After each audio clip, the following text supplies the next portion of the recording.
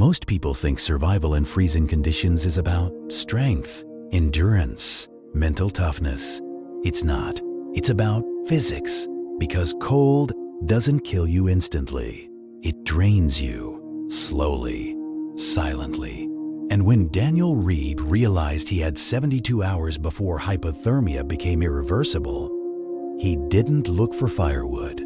He looked at the ground, because he had zero tools, no lighter, no knife, no shelter, no signal, just stone, wind, and temperature swings that could kill him before sunrise. And what he chose next wasn't survival instinct. It was thermal logic. Stay with this story, because this isn't about bravery. It's about understanding how heat actually moves. Daniel wasn't reckless. He was experienced. High-altitude desert research trip. Clear weather forecast. Day temperature, 14 degrees Celsius. Night forecast, minus 12 degrees Celsius. What he didn't expect: the wind shift. His team split briefly for terrain mapping. A whiteout storm rolled in from nowhere. Visibility dropped to meters. And in under 20 minutes, he lost the others, lost orientation, lost the path back. By sunset, he faced the first hard truth. No rescue tonight, and night in a high-altitude desert isn't cold. It's predatory. People think freezing is dramatic. It's not. Hypothermia is mathematical. Your body must stay at 37 degrees Celsius. Drop below 35 degrees Celsius, cognitive function declines. Below 32 degrees Celsius, confusion. Below 28 degrees Celsius, unconsciousness. Heat leaves your body in 4 ways: conduction, touching cold surfaces; convection, wind stealing heat; radiation, infrared heat loss; evaporation, sweat, breath. Daniel knew this, so instead of panicking, he calculated. The desert floor was stone. Stone absorbs heat all day. But here's the key. Stone doesn't cool instantly. It releases stored heat slowly. Thermal inertia. The ground wasn't just ground, it was a battery. Most people would try to build something tall, stack rocks, block wind. But stacking increases exposure. More surface area equals more heat loss. Instead, Daniel did something strange. He dug. Not deep, just enough to lower himself below wind level. Wind equals convection. Convection steals heat faster than still air. Then he placed his body against a large flat rock that had absorbed sunlight all day. Everyone thinks rocks are cold. At night, large dense rocks are warmer than air for several hours. He wasn't trying to generate heat. He was trying to slow heat loss. Survival isn't about warmth. It's about minimizing energy leakage.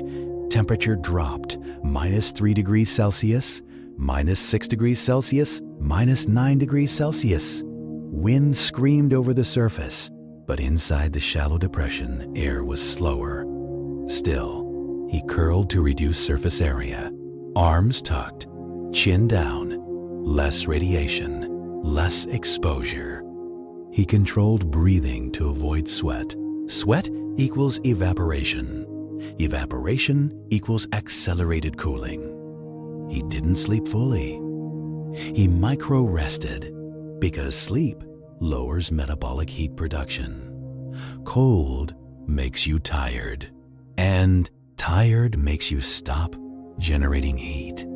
He survived the first night, but his calories were draining.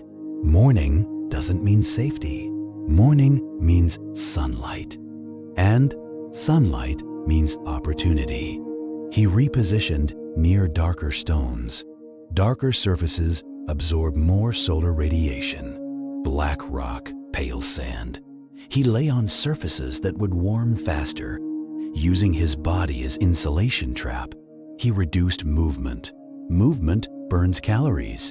Calories generate heat. But without food, heat generation declines. He rationed motion. Even urination timing mattered. Exposing skin to wind increases loss. Everything became calculation. Everything became physics. Second night is worse because exhaustion weakens heat production. Your body burns glycogen first, then fat. Then begins cognitive decline. Hallucinations are common in cold. Daniel started hearing voices, not mystical, neurological. Cold slows nerve signals. Decision-making degrades. And this is where most survival attempts fail. Not physically, mentally. He forced logic loops, simple equations, wind speed versus shelter depth, surface contact time, breath rhythm. He kept the brain active because a slowing brain equals a dying body. Here's the part no one expects. On the third day, he stopped trying to stay warm. He aimed to stay slightly uncomfortable. Why? Because extreme cold makes the body shut down. But mild cold keeps metabolism active. He allowed mild shivering. Shivering generates heat.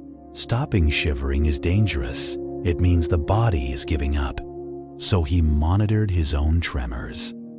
As long as he shivered, he was alive. The goal wasn't comfort. It was controlled discomfort. That's thermal strategy. On the third afternoon, search drones scanned the ridge. His team had activated emergency protocols. They found him near a cluster of sun-warmed rock faces. Core temperature, dangerously low, but stable. Doctors later said something interesting. He shouldn't have survived 2 nights without tools. But tools weren't the point.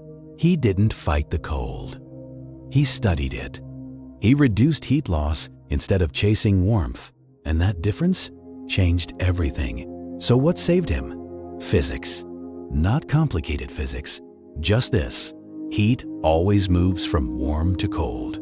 Your body is warm. The desert night is cold. So heat will try to leave you. He survived because he slowed that process down. He blocked the wind so it couldn't steal heat faster. He stayed close to rocks that still held warmth from the sun. He moved less so he wouldn't sweat and lose heat. He didn't try to create heat. He tried to stop losing it. That's physics in its simplest form. Cold doesn't attack you. It pulls heat away, and survival is just making that pull slower. He didn't beat nature, he understood how it works. And once you understand how energy moves, you stop fighting blindly. You start surviving intelligently. Because at Story2Logic, we decode it. And sometimes the difference between life and death isn't bravery, it's understanding how heat moves. If this story made you think differently, hit like. If you enjoy breaking down real situations using logic instead of emotion, subscribe to Story2Logic and share this with someone who believes strength is enough. Because sometimes thinking clearly is the real survival skill.